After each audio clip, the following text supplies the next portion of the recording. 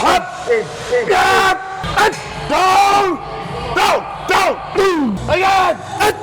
Drive. One more. Up. Drive. Yep. Fucking heavy. Yes. Last one. Yes. In. Rep up. Yes. Yes. I'm gonna meet you along here, bro. You've got no waist.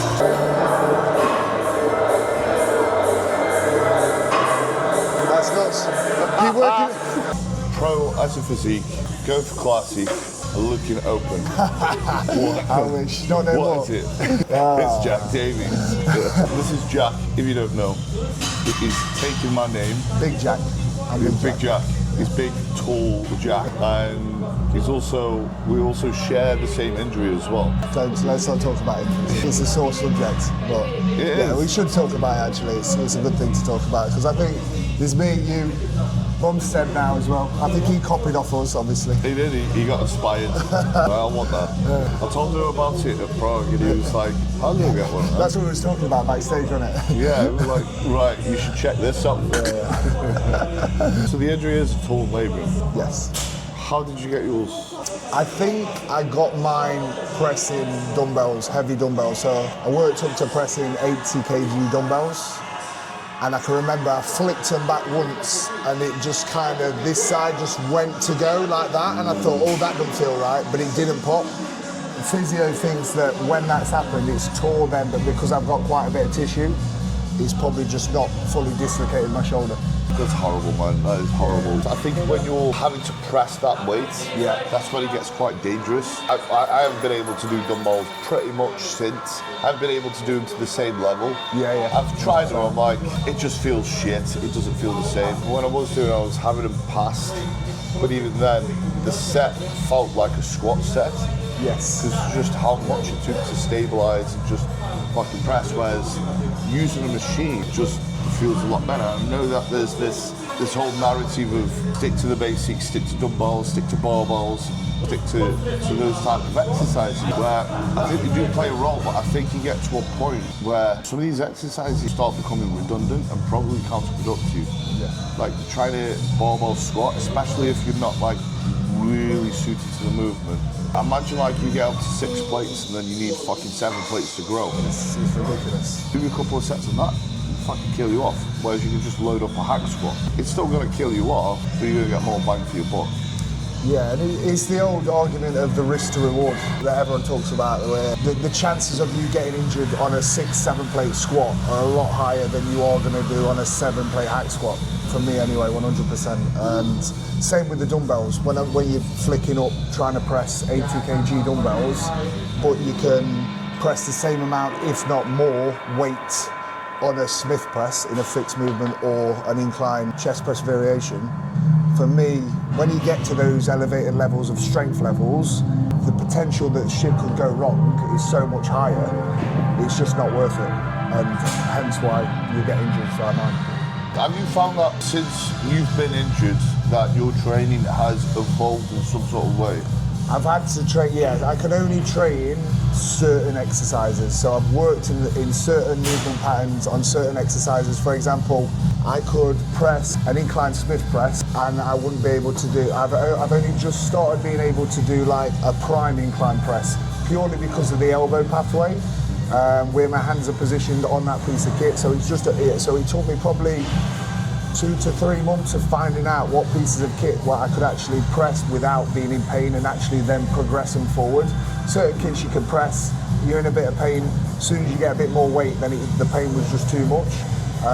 Where certain pieces of kit, if that elbow pattern's in a nice lock position, with it like kind of like a neutral sort of grip but not fully neutral, I can progress them forward like that. Since I've been injured, I've noticed that the injuries have provoked me to just be more conscious of how I'm executing it and getting more out of the actual exercise.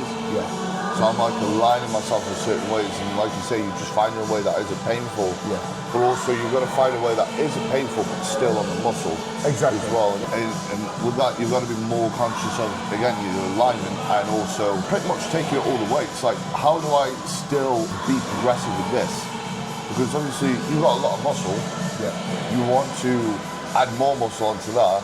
So that means that you have to find a way for you to further adapt before you were injured, now that you're injured. Yes, that's been a big one for me because I've had this pain and this injury for 2.5 years now, and that's the whole of this 2.5 years. I've been trying to progress my physique from men's physique to classic physique, which has meant my lowest weight that I got to when I last competed as a pro in men's physique was 220 pounds. My classic weight cap is 249 pounds. So I had a potential of near enough 30 pounds that I could add on. That's a lot of fucking growing that you need to do. And to do that amount of growing whilst managing injuries and training around injuries that I've got has been pretty difficult, but I've managed to add at least between 20 to 22 to 23 pounds at the minute. It's still probably a little bit towards my cap there. If I wanted to push up after my operation, then I'll be able to do that. Your cap for classic is so fucking high, man. It's because my height's so fucking high. With me being just under 6'3", like the cap is pretty big. So it's the same as Wesley Viss's, his cap. Yeah. So that's big. And then Chris's cap before he retired and went to Open, he was the cap below, which I think was 242, slightly shorter. So I only just creep into that higher cap, which is quite good to be fair. Do you think there's an advantage for taller guys In classic, I think there was. I think there still might be a slight advantage to them. There definitely was before they changed the caps and gave the shorter guys a little bit more cap than the taller guys when they increased the caps. I think that the classic look kind of suits a taller guy a little bit more, purely for like the Arnie days and things like that. Although obviously there was some shorter guys as well, but I just think that aesthetically, if you can pull it off, it looks good. But again, it's all about aesthetics, and if you're a short guy, you've got a short waist, you're going to fill out better, you're going to look bubblier. So judging can be anything on it. It's whatever that judge goes for on the day. The main thing is just trying to bring that classic look and not being too open. Obviously, like we said, like we went on about earlier, is when I was in off season, I had a lot of people coming up to me and saying, "Oh, you're going straight to open." And it was only because I looked a lot bigger than. If I take my top off, stood next to you, if I've got an oversized top on, like I have now, stood next to you, I probably look similar sort of size. But if I take my top off, your density and thickness and fullness is a lot bigger and fuller than mine. For you with classic, what's been the big focus for you to try your best to fit that criteria? And what have you been focusing on for that? Well, although I'm a big guy and I look a lot bigger than what I am, I'm not blessed with like a small waist and stuff. I'm probably a little bit like Wesley Viss's. Like, he's not blessed with a tiny little waist, but he's got big shoulders and he's got that classic look. So I'm probably similar sort of structure to him. So it's about trying to emphasize that as well. Like, obviously, I've not been able to train delts for a while now, but once after my operation, I can train delts again. It's trying to bring these delts back up to emphasize the width to the ratio between shoulders to waist. And then obviously legs. I think they're bringing out the legs, the outer quad sweep, making sure there's the fullness there, making sure there's no gaps in the adductors, and just creating that X-frame and trying to emphasize that was bringing the lats out as well. Now, you're having your surgery soon? Surgery's on Friday. Friday, that's... Yeah, it's been confirmed today. Holy shit, man. Are you nervous about this? I'm not that nervous at the moment. I'll probably be a bit nervous before. I'm more excited. No, like, it's weird to say excited, but it's been going on for that long now. I just want to get it done. Yeah. And although I can't train I for that. 3 months afterwards, it's just one of those things where at least when you know you need the surgery and you can't compete and you can't progress in a certain way that you want to because you're waiting for this surgery and there's no time scale to it, it's hard to plan out everything else that you want to do, i.e. whether you want to prep, you can't prep. Whether you want how long your growth phase is going to be, how much you're going to push up. You don't want to push up too much because the surgeon said that, look, when we do get the surgery, we want you to be a little bit leaner, we want you to be a little bit smaller. All these little things are playing against you when you're trying to enter into the different phases that you plan into your off seasons, diet phases. Whether you're using anabolics, etc., you don't want to be on peak cycle really at the time. All these other bits and bobs that you've got to think about when you're planning ahead, and you can't really do it without having a date for the operation and without being able to compete at the end of it. Yeah, there's a lot of a limbo with it. You've gone private for that. I did go private, yeah, but I managed to get in through the NHS, hence why I've not had a date. I suppose this is just more so for context for people, because there's going to be people, again, shoulder injuries are quite a common thing. Torn labrum, like this is, seems to be a common thing, and there's a lot of people, like obviously you helped me a lot. If I hadn't have had that perspective of you, I'd have just been told from the doctor that I can't have surgery because I'm a bodybuilder and they can't operate with people with muscle, essentially. That's exactly what I got told to start off with as well. Yeah, and I got told that. I was like, oh, my face dropped. I was like, so what can you do to fix it? They're like, you can't fix it. I was like, fuck, unless you have big open surgery, which will fuck my physique. It's kind of like you cheat the system a little bit, where you've gone, right, I've gone to someone who usually does a private, but through the NHS, because the surgery would have been fucking quite expensive in itself. 12 grand, yeah. 12 grand, which is, you know, not a lot of people have that in the back pocket, but, you know, there's going to be people who've been dealing with this fucking issue for a while. And I suppose the advice that I would give, and this is the process of which I'm going through, is you've got to explore other options and don't take no for an answer when it comes to being referred for surgery or having an issue. If you can fix it without, for sure, go for it. But if you're like myself and Jack, where we're a couple of years deep with the same fucking issue, and there's this just wall there that limits us, quite often the NHS is not going to empathise very well with your bodybuilding career, and they'll probably just go, no, we can't do anything about it. Yeah, you're gonna have to just live with that. Yeah. So it's about finding the right person. Who did you go with? What was his name? My surgeon's Professor Ali Noorani. He's shoulder surgeon on Instagram. He's obviously going to do myself now. He's done Mark Hector. He's done Nathan Diasha. He's done Eddie Hall. So he kind of deals with bigger guys. And it goes back to the same thing as what Jack was just saying, is that I went to the first surgeon who I saw, his words to me were, I'm not bothered about your bodybuilding career, I'm only bothered about trying to reduce your pain. I don't care if you can get the rotation back, I don't care if you can train again afterwards. If I can reduce your pain for you, that's all I'm bothered about. So all he was interested in doing is either giving me a cortisone injection. If that didn't work, it was going to be a full shoulder replacement. Now, if you have a full shoulder replacement, you cannot lift heavy ever again, so your career's done. Yeah, fuck that, man. Fuck that. Now, on that note, it's pull day today. Pull day, yeah. It's pull day, so... It's my last upper session today, so we're going to go out with a bang.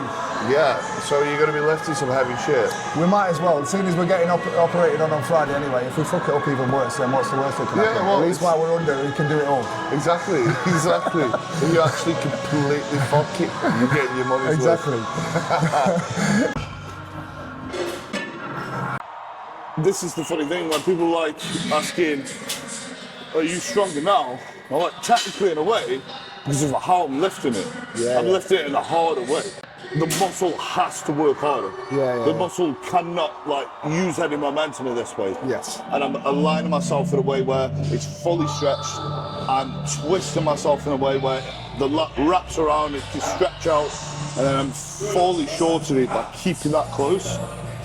And there's no pull, it's just fully dragging it down. And if I do pull, I'm kept accountable by my fucking shoulder telling me to fuck off. If I felt like a decent working set, that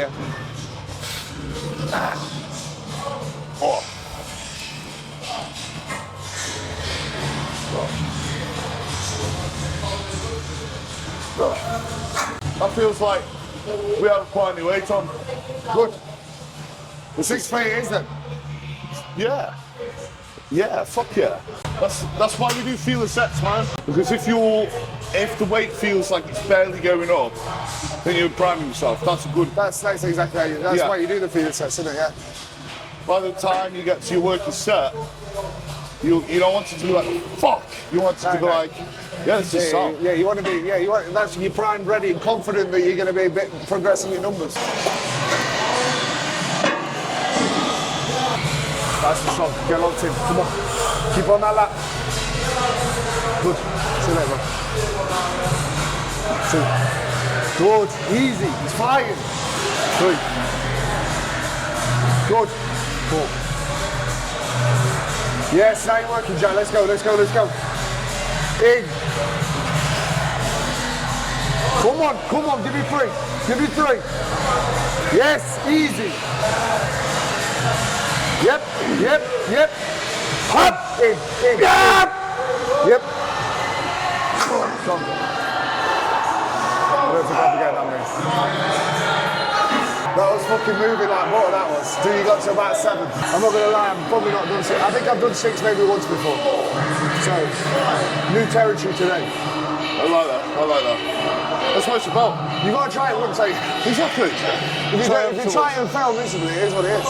Yeah. Easy. Big lads, come on. Come on, let's fucking go. Oh. Boom. Boom. Yes. Good tempo.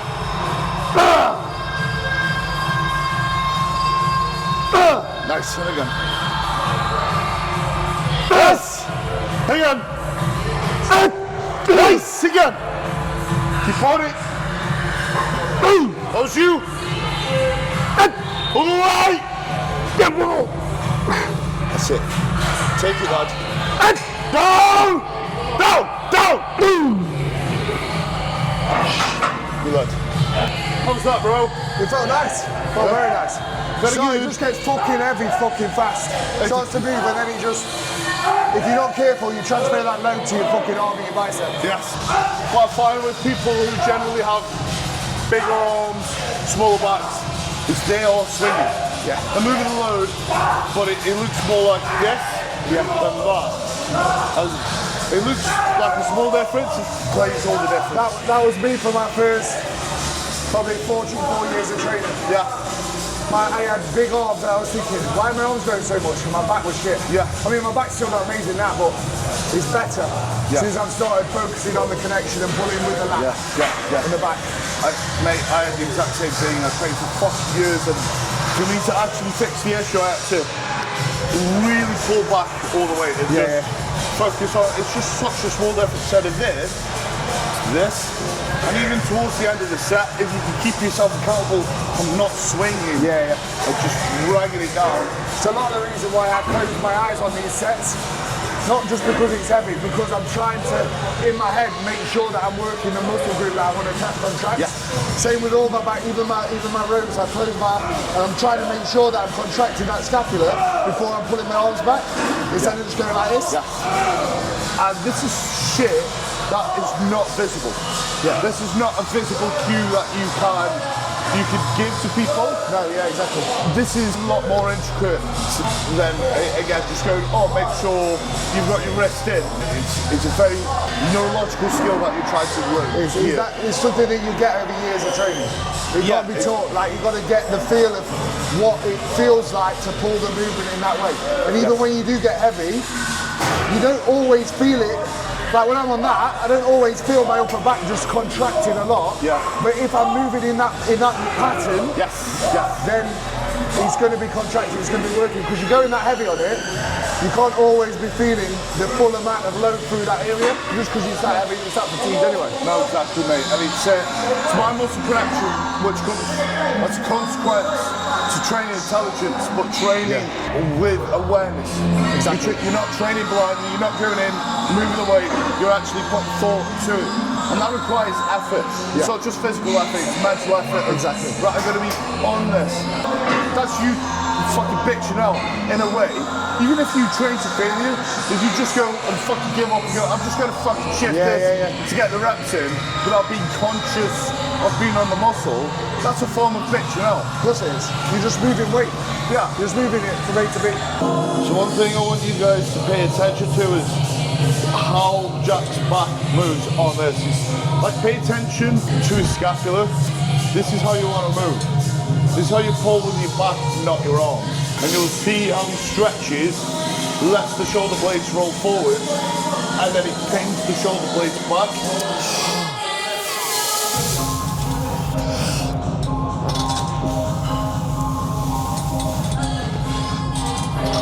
There you go.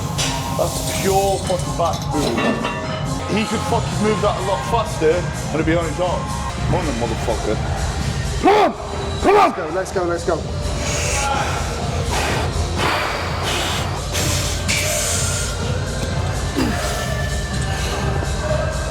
Yes, good start. Come on.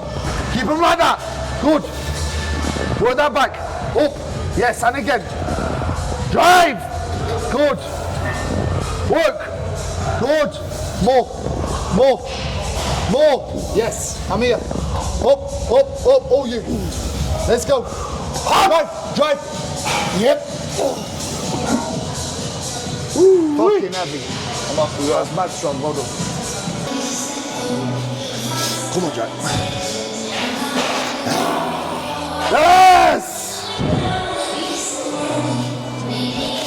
Oh! Chin. Oh! Good lads. Nice, this is good. Nice, this is good. And again. Yes! And a fucking again! Again! Drive! One more! Up! Relax. Fuck me, that gets heavy fast.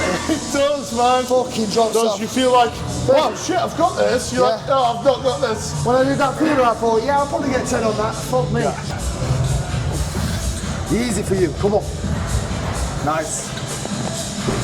2. Good. Nice, Jack. Come on. Easy. Yep.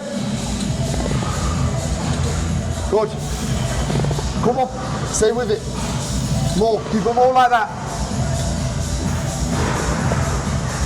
Good. Nice. How you fucking working? Let's go. Up. Yep.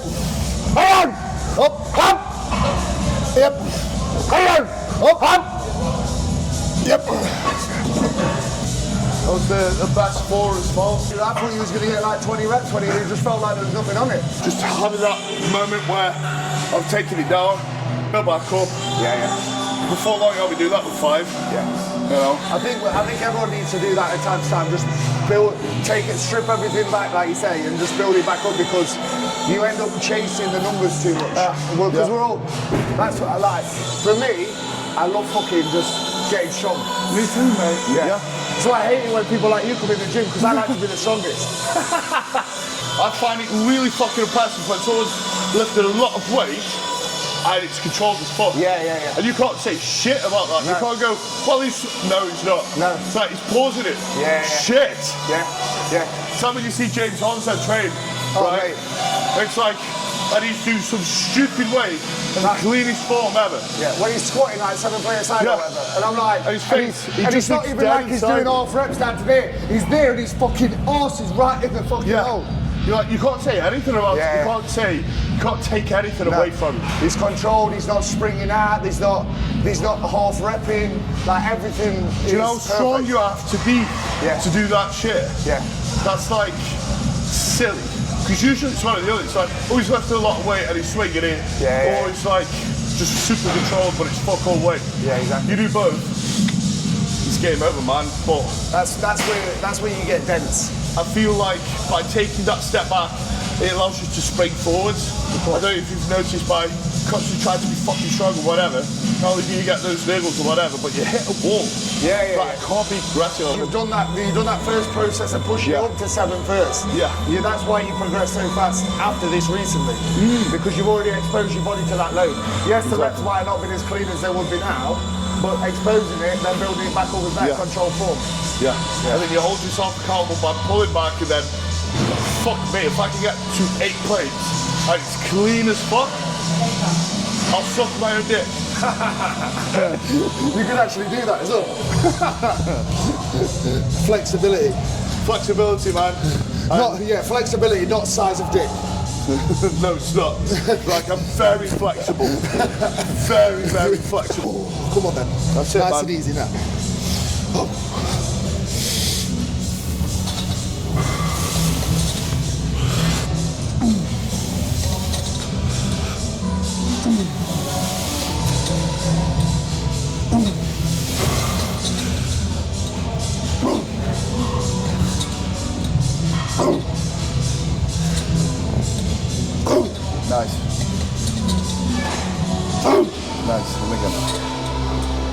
Keep it going.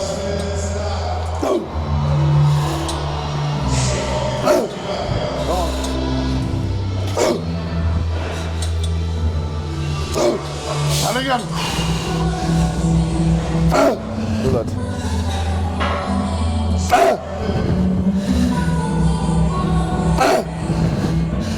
Come on. Stay strong. Come on. Again. More. More. Yes. One more. Come on then. All the fucking way. Fucker. That's it, man. That's fucking failing. Oh, so you're like behind it, like that, yeah? Yeah. Again, it's something I don't see anyone do, but the way that I'm aligned, fucking perfect. Yeah. And again, because even something You're small. technically down a little bit as well, like that, yeah? Yeah, exactly, yeah. And I'm stable. I'm more stable than actually being seated on it because I can hold on to here and my hips are pressed here. So there's still a lot of stability. And because I'm doing it unilateral, I can still be nice and stable. And then I can lean into it and just get a really nice stretch of the lats. Yeah, you can feel it on you. Jesus. Oh my God. We now interrupt today's program with Keon 2.0.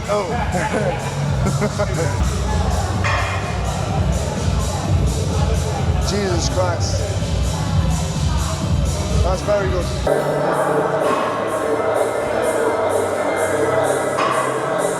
That's nuts. Keep working. Hamstring. Glute on. Try and squeeze that glute a bit more. Obliques. Midsection, tuck it in. Yeah.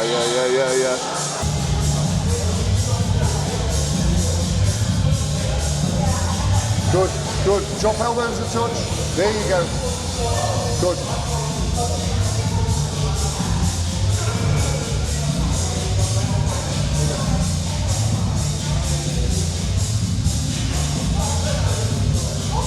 Push through.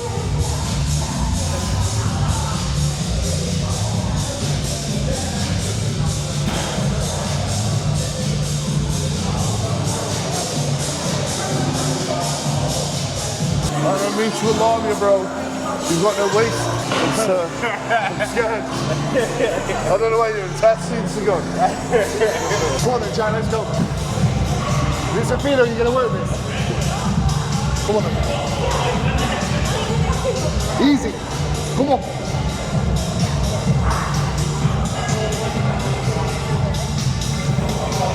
Good. Yep. In. Nice. Volume. Good. Woo.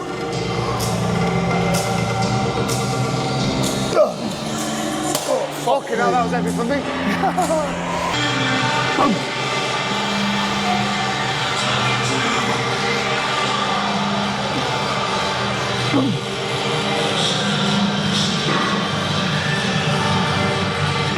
Go on, man.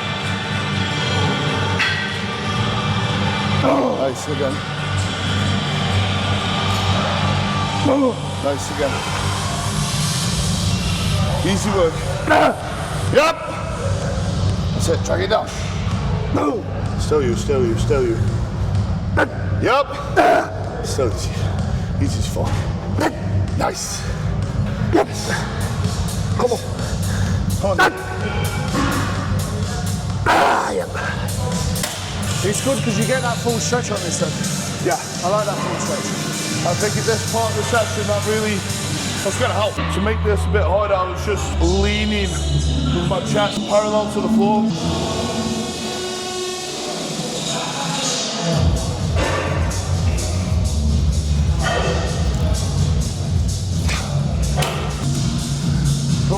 Go on then, last one on pull. Last one on back.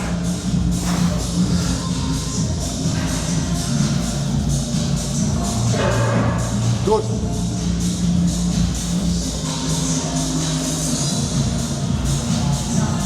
Good. Come on. Nice.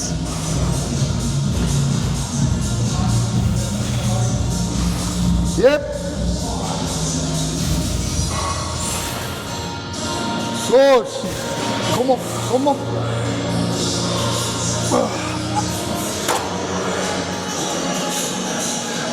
Do we turn the weight up? Keep the weight the same. I'll give you the same.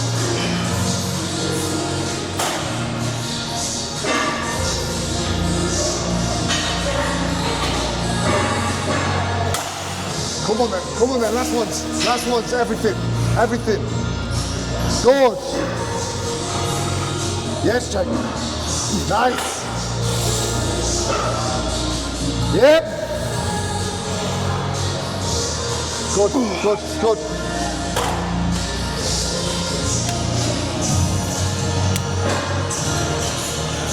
And again. I don't fuck again.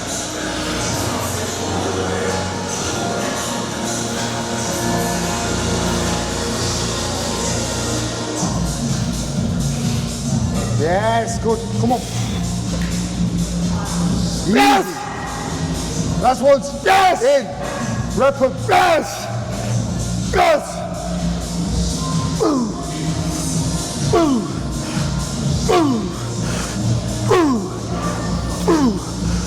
Ooh. Fuck me. What I noticed on that as well, you don't hold it, your hands are just there. Yeah. You don't actually hold the fucking No, it's just literally rest on my wrist. You just the pressure from pulling. Yeah. You're just holding that position. Yeah. You're not There's using less tension on the forearm, and it's also stops me from using my bicep as well. Yeah. So it enables me to just literally pull from there. Yeah. I'm not pulling like that. Yeah. It allows you to just basically pull through that lap. Yeah. Yeah.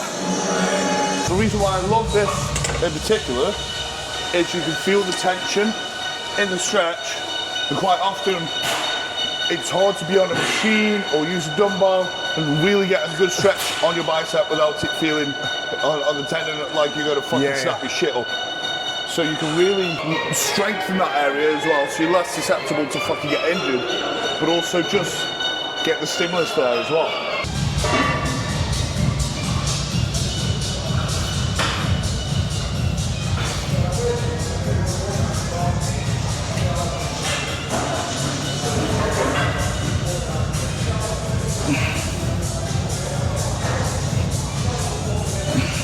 Nice.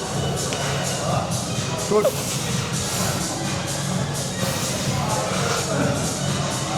Yes, good.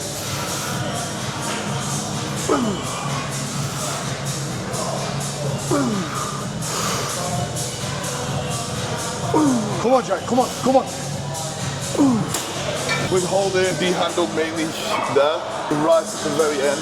So like if I'm holding it, I'll be holding it like that. Okay. It gives that element to be able to sort of squeeze into it. And just keeping those arms behind you. There you go.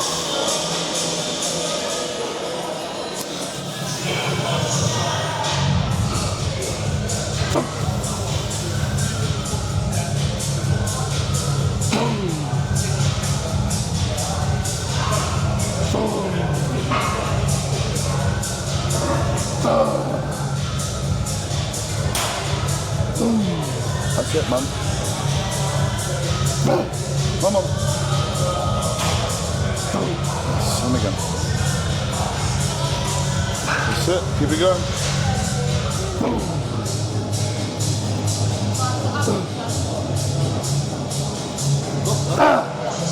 And again, mate. Come on. That's it. Take it. There we fucking go. Big lad. There we go. One side at a time now, bro. Good lad. That's it. Keep yourself tucked in. Good lad.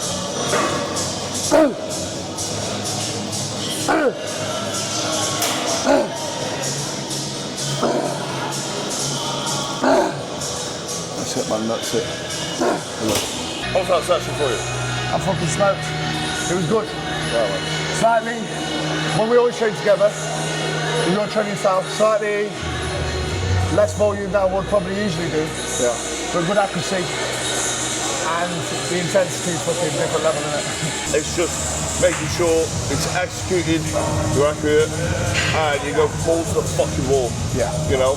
And I like the idea of training and then trying to find a way to recover from it. Exactly. You know, you're like, shit, maybe I need an extra nap. Maybe I need to fucking eat more or whatever. When you're in the off-season Maybe you need an environment. extra rest day, whatever. Yeah, you know what I mean? yeah. And it's like, that way, like the idea of overtraining and undertraining. It's exactly what you were saying earlier, where if you're recovering, your food's right, you peak off season, it's very fucking difficult to overtrain unless you were training 7 days a week. You can tell with your performance, you can tell with how you feel, you can tell with your motivation. Yeah, yeah. When I come in here, I feel like I want to rip the fucking world apart. Yeah, exactly. You know, I will train hard and heavy. If I come here and I have a string of sessions where at the very beginning I'm feeling like a bitch, and that happens again and again, I know that I'm overdoing some shit. I know that I need to have those rest days, but I can tell up from waking up. Like, man, the other day I trained legs. The day after, I spent most of the day sleeping. I swear to God, I was so fucked. I felt like I was hit by a train. I was like, and that's the challenge. This is what I'm saying. It's like, if I am to go into the gym tomorrow, I need to make sure I get rid of this feeling now today. That's what today is going to be spent on. And if you think about that as well, when we talk about how much volume you're doing, if you're feeling like that off what we've done today, 4, 5, 6 maybe working sets. Yeah. Like, imagine if you was trying to double that like some people do. You're never going to recover from that. Exactly, yeah. If it's there, maybe some days you feel, oh, I can get away with an extra set, whatever. Yeah, yeah. But, you know, just keeping it low allows you room for that. More don't equal more. Yeah. You also need more fatigue on the body. And you can keep less coming, recovery. you keep coming back. If you're progressive as well, a lot of people miss this. When you're lifting more, that's more output, that's more volume in itself. Yeah. And if you're going into the gym and you're getting fucking stronger each session, which currently that's what I'm doing, because that's the aim, then I'm going to be in a position where I'm actually outputting more. So there's a bigger recovery demand. Without adding any more actual sets, without doing any extra work, that itself is going to create more demand for recovery. And if you've done an additional back offset on this, an additional back offset, when you get further on in your exercises, they're going to shit anyway because you're already fucked from this. Exactly. And you'll be able to tell. You're getting more accuracy, more intensity on the other exercises, which are attacking the back in a different sort or a different muscle group in a different sort of way. Yeah. And you know you've done a session well if you've been able to progress on everything. Yeah. Even at the back end, you're still progressing. Yeah. Like, cool. That's a fucking. I've actually gone up quite a bit from that. It's not just a rep at the beginning of the set of the first exercise. It's this has gone up, this has gone up, this has gone up. The overall volume is fucking immensely gone up. You should fucking feel that. Yeah. Like, and you're also lifting a shit ton of heavy weight at the back end of the session. Not you're progressing your lifts, but you're lifting fuck all. Yeah. You know what I mean? You know, there's not fluff. Yeah. There's no drug volume. Yeah. Every set is a fucking, we're going into this. That's what I like about the one set approach for a lot of exercises. Yeah. Or the limited opportunity, because you know you're not going to be able to get this opportunity again. You've got to make it count. For another fucking week or so. Yeah. So if you fuck this up, because you're not present in the set, you've not eaten enough, you stayed up too late watching porn, you know, whatever the fuck it is. Guilty. You know, you fucked it. And it's like, shit, I've wasted my opportunity to improve now. I've got another week. There's only a limited amount of weeks before you can't do your off-season anymore. Well, you don't. So you're on prep. It's only a limited amount of weeks until you are actually on stage. So every fucking session, every fucking thing counts. And when you think like that, that creates the accountability, the pressure to make everything count, because you start looking at everything as a countdown at that point. It's the small steps to get you to the end goal. It's the people that look at the end goal and it's like, oh, that's ages away, I can progress this next week. Doesn't matter if I'm not progressed this week. Doesn't matter if I miss a meal. Doesn't matter if I go to bed late. Well, you keep missing, putting bricks to the wall, you'll have a fucking very shit weak wall. Yeah, you want a weak wall, you want to have very much built, whereas the other motherfucker who's made every day count, you know, maybe starting further behind. It's like the tortoise of the hare. Whoever's more consistent is going to fucking win. Of course. You know, even if it takes them longer, they've just been doing their homework. If you think you've got your head start so you can sit back and, yeah, it's okay, my genetics will carry me through, or it's okay, you know, this went well this week, so I can have this week off. You know, be consistent this way, so I won't be consistent that way, then, you know, that's how you get beats. You leave the door open. No, that's why you don't get to where you want to be. Yeah, and then there's nothing more sobering than when you're getting called out and you fucking miss the place you want. Maybe it's a second, maybe you don't even get the fucking first call out, and that's where you find out. It's exactly that. Yeah, shit. Everything I missed. I've just sacrificed as well 4 to 5 months of my life in prep. For this. And I could have been better. Because people forget, the prep isn't just the dieting. Of course it is. It's the off season. Yeah, the off season is where you build your physique. Exactly. That's the important bit. And the prep's where you're just uncovering it. And if you're lazy the off season and you're just uncovering and you barely look any different, it's because you were a lazy shit in the off season. It's or you see these people that have too much freedom. Oh, I'll just macro match that. I'll miss that meal and I'll have this instead, or I'll have an extra off plan and have this instead. Or I won't push in the off season, I'm going to eat to my appetite or whatever. Exactly. You know. And then before you know it, they look exactly the fucking same the next year. Exactly. Anyway, as always, a massive pleasure. Best of luck on the surgery on Friday. Thank you. I can't wait to see you in the fucking I'll be in training legs anyway. We'll get a leg day next time. One leg competitor incoming, man. Where can people follow you? My Instagram is Jack_Davies, IFBB Pro, and obviously my coaching page is Total Physique Coaching. Awesome, brother. Pleasure as always. Thanks, mate. Catch you in a bit. Cheers, mate. Like, comment, subscribe, or else Jack's going to kill my child. I don't have a child, but you can find one. Yeah, it's so good, man. So good.